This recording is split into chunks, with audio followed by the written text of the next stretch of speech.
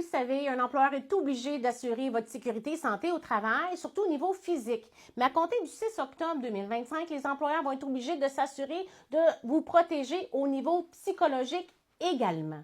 Et là, vous êtes plusieurs à téléphoner, vous ne savez pas trop comment ça procède. Je veux vous clarifier ceci.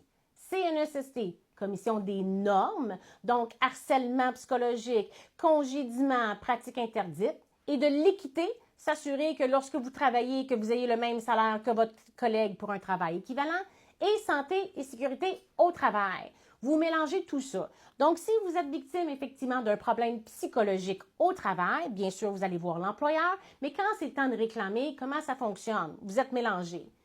Si vous êtes victime d'harcèlement psychologique, vous avez 2 ans au niveau des normes du travail pour faire une demande.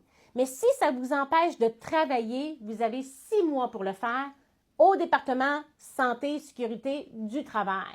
Très, très important de comprendre la nuance. Je vous le dis, parce que même les avocats qui sortent du barreau, qui font des stages ici, ne sont pas capables de savoir la différence.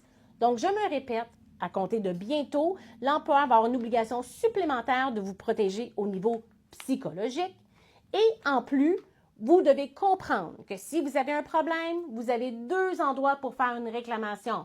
Norme du travail pour dire que vous êtes victime d'harcèlement psychologique, mais en plus, si ça vous empêche de travailler, santé et sécurité au travail, vous avez 6 mois, alors qu'à une autre place, vous avez 2 ans.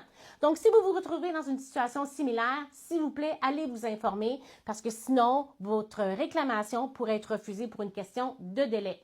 Soyez alerte.